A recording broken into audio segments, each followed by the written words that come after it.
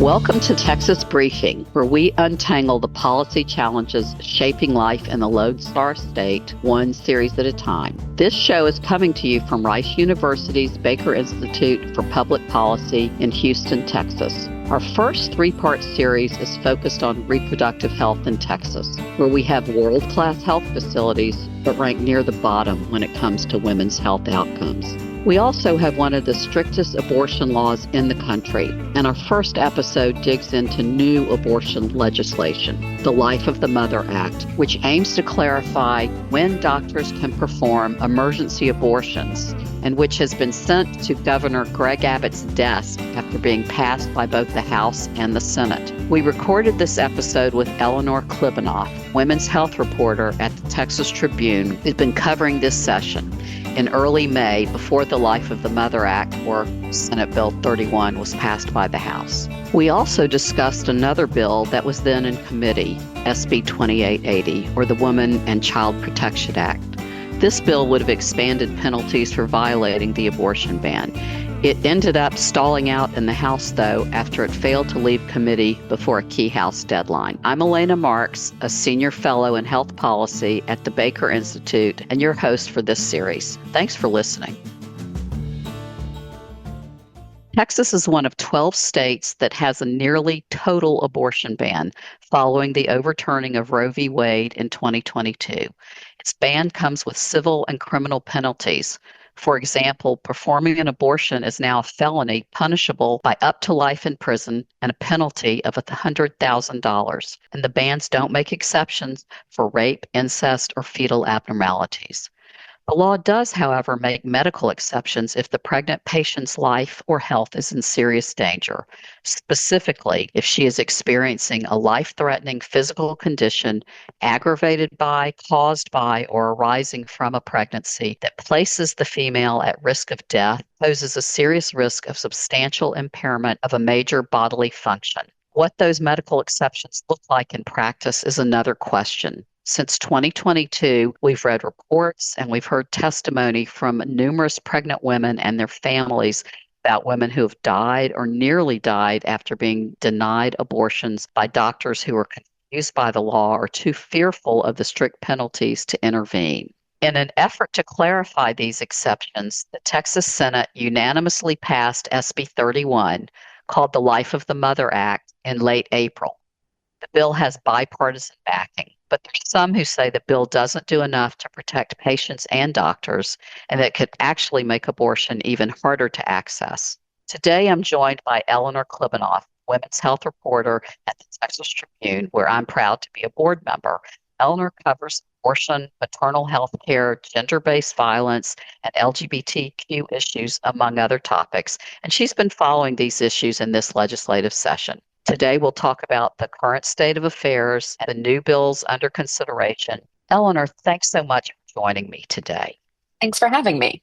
Let's start out by talking about where we are today, before the legislative session started, and I guess what the law currently is today. If you can give us an overview of what the laws are on abortion, when it's allowed, and what the bans say. Sure. So part of what makes this an interesting area of legislation and litigation is that we actually have three, some say four, abortion laws on the books that in some ways complement each other, in some ways contradict each other. Many people are aware that in 2021, Texas banned all abortions after about 6 weeks of pregnancy. That was a bill known as SB 8. It's enforced through private lawsuits only. Then the U.S. Supreme Court overturned Roe v. Wade in 2022, and Texas banned nearly all abortions from the moment of conception. And that's enforced through primarily criminal penalties and some civil financial penalties as well. And then we also have a law that was in effect before Roe v. Wade that dates back to before the Civil War even. We usually call that the pre-Roe statute.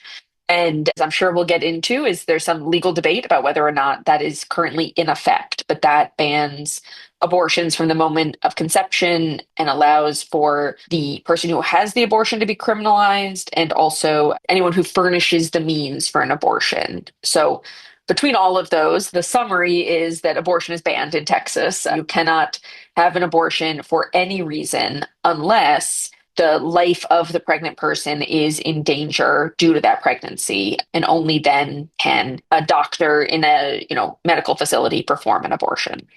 I read at the beginning of this podcast the language that's in the bill that creates an exception for abortions when the life-threatening physical condition exists. Can you talk a little bit about what the impact of that language has been on patients, on doctors, on hospitals, and on pregnancy in general? So, a big critique of this law is that this is being written by lawmakers who, some of them are lawyers, many of them are not. None of them are OBGYNs or doctors working in this specific field. And that how this would work on the ground was going to be very different than how they imagined it. And that has proven to be extremely true. The law says the doctors can intervene to save a patient's life, even if that requires performing an abortion.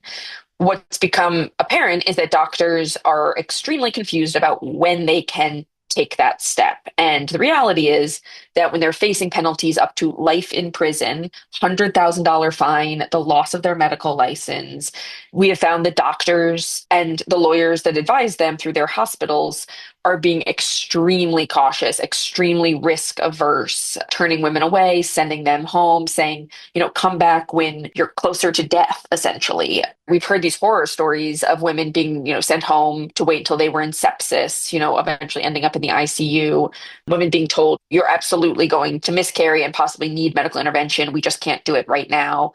And in some cases, women even dying due to doctors, or in some cases, lawyers' unwillingness to let them perform a medically necessary abortion.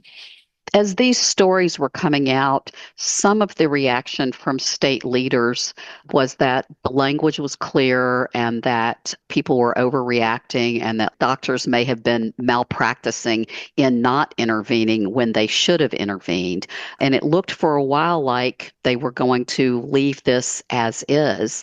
And yet now we have the Life of the Mother Act, which passed the Senate unanimously with the support of the leading Senator Hughes, who's been behind a lot of these abortion bans. What happened to change it so that we have the Life of the Mother Act?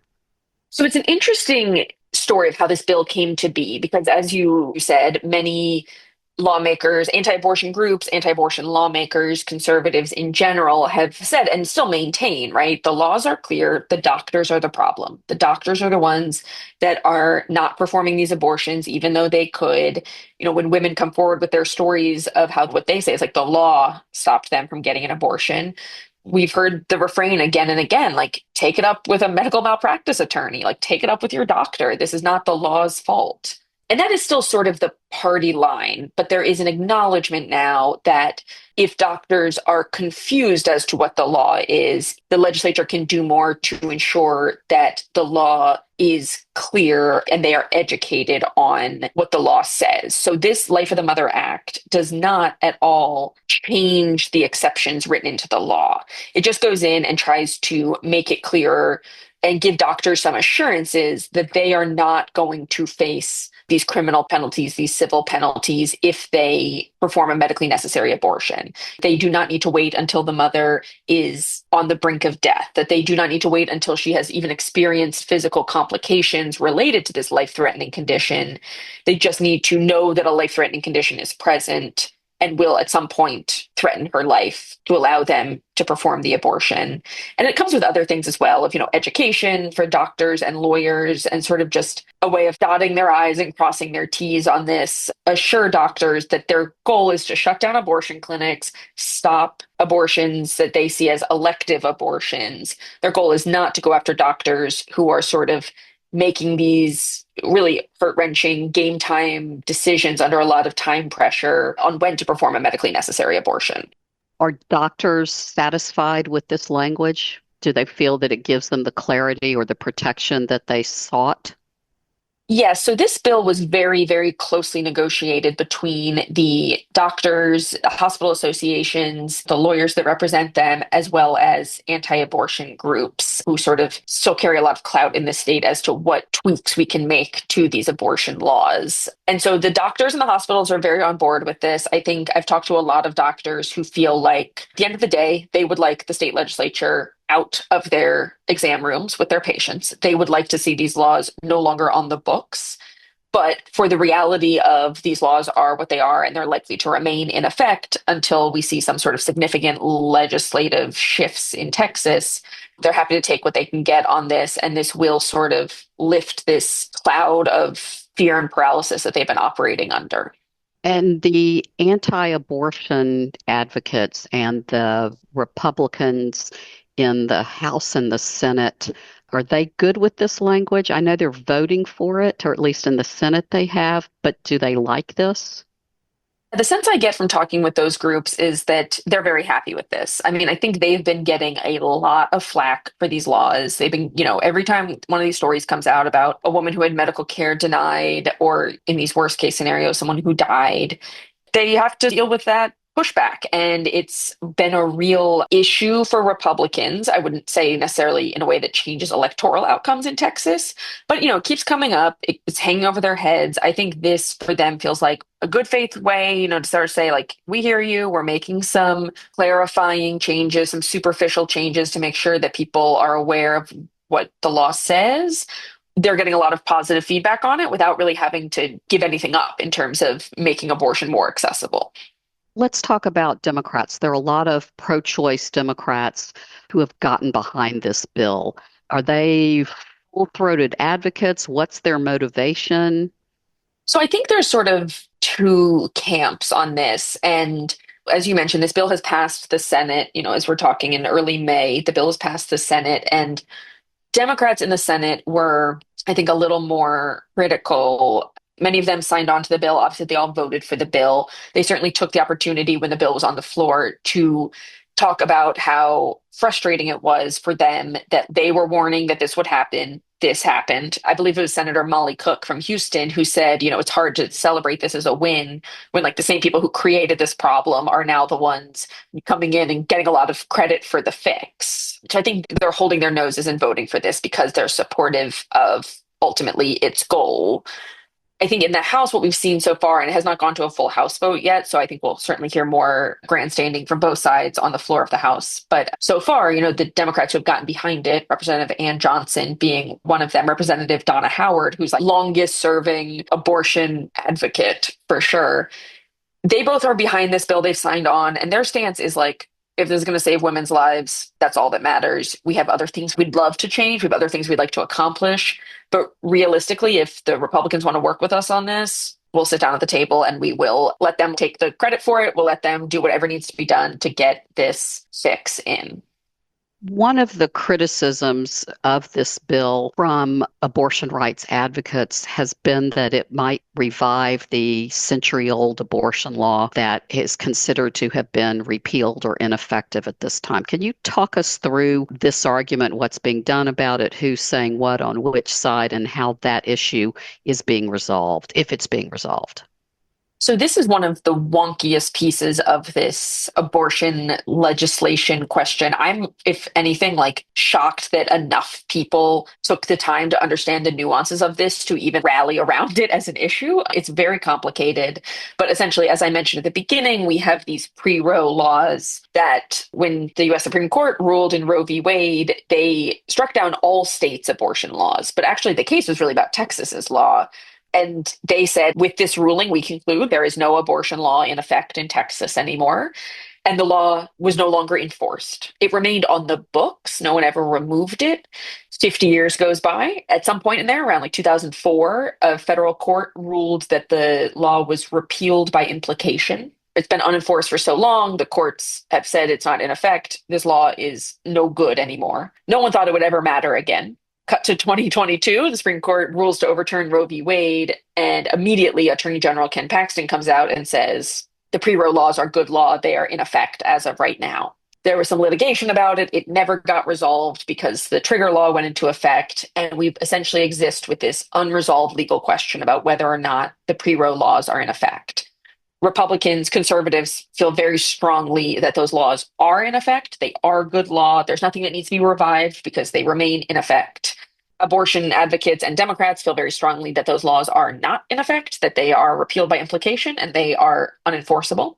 The only reason it matters is because this is the only one of our abortion laws that does not say you cannot criminalize the person who has the abortion. So technically, these laws would allow the state to go after a woman who has an abortion. It also would potentially allow groups that, quote unquote, furnish the means for an abortion. So groups that help pay for someone to get an abortion, someone who helps get someone abortion pills could be criminalized under this law. All that as the background is to say that when the legislators went to clarify the abortion laws, they put all the abortion laws in the statute. They said the trigger law and SB 8 and the pre-Roe statutes all will be addressed by this clarifying language.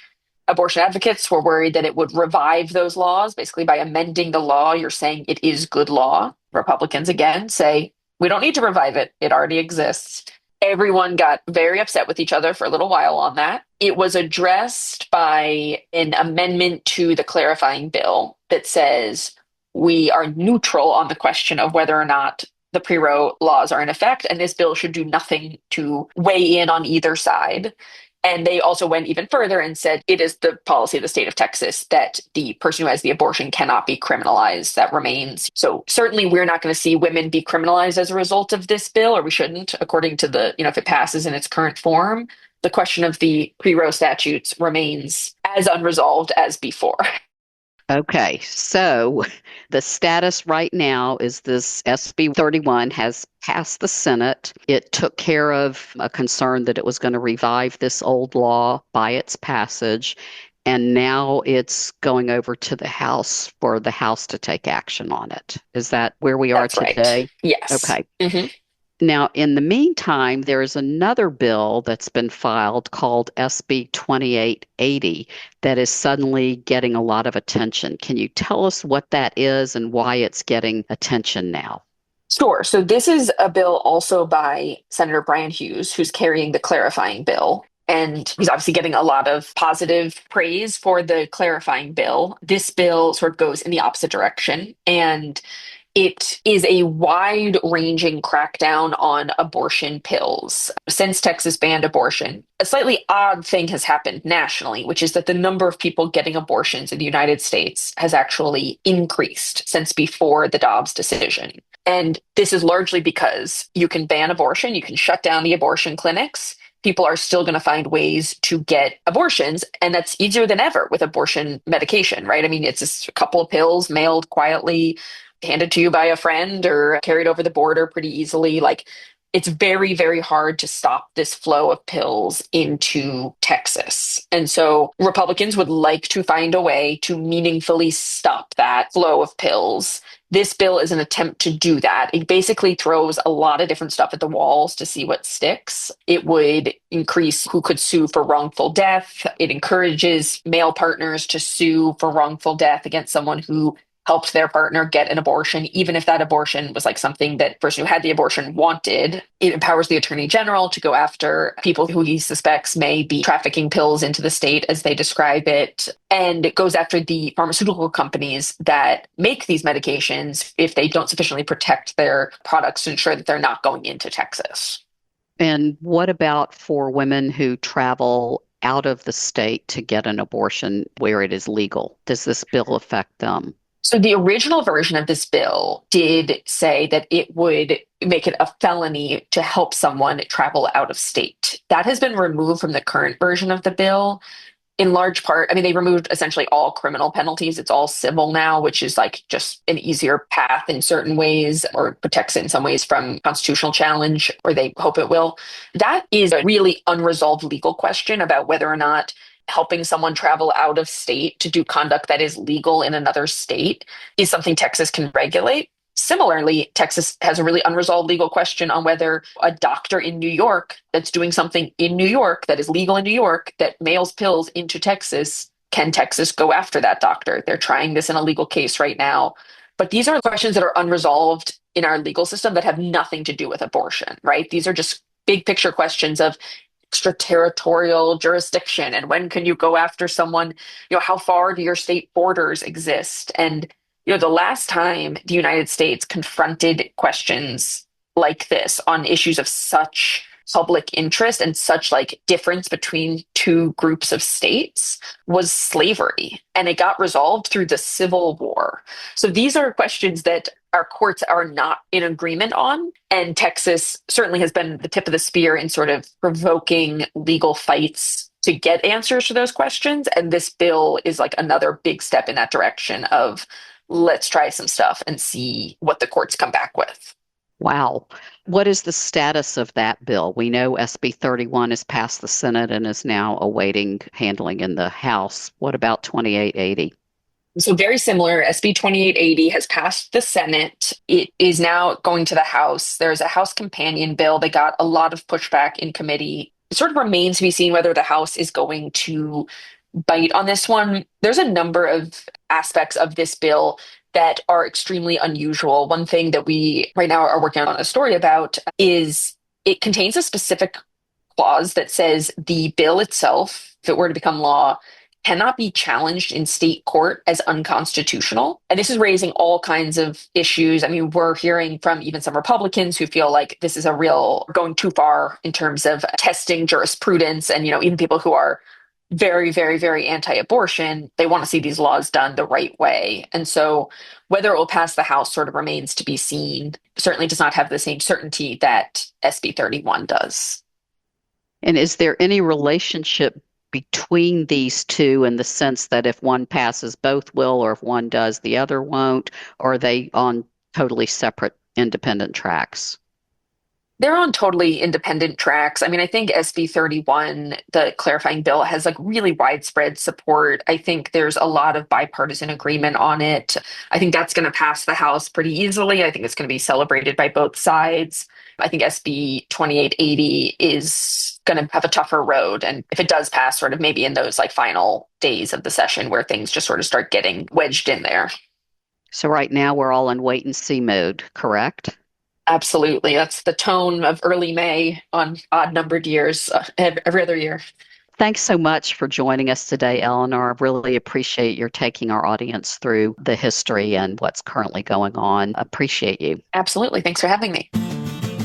Thanks for joining us for our first episode in this series on reproductive health in Texas. Our second episode is available now and covers a topic that might be an uncomfortable one, but it's really important. We're going to talk with Carrie White, a new non-resident fellow at the Baker Institute and the executive and scientific director of Resound Research for Reproductive Health. We're going to talk about teen access to contraception in Texas, which has one of the highest teen pregnancy rates in the country. I hope you'll give it a listen. Texas Briefing is brought to you by Rice University's Baker Institute for Public Policy, which provides meaningful, nonpartisan policy analysis on the most critical challenges facing the U.S., Texas, and the world. This episode was produced by Karina Zamel. AV production was led by Kevin Young. You can check out our other podcasts and keep up with our latest research and events at bakerinstitute.org. Thanks for joining us.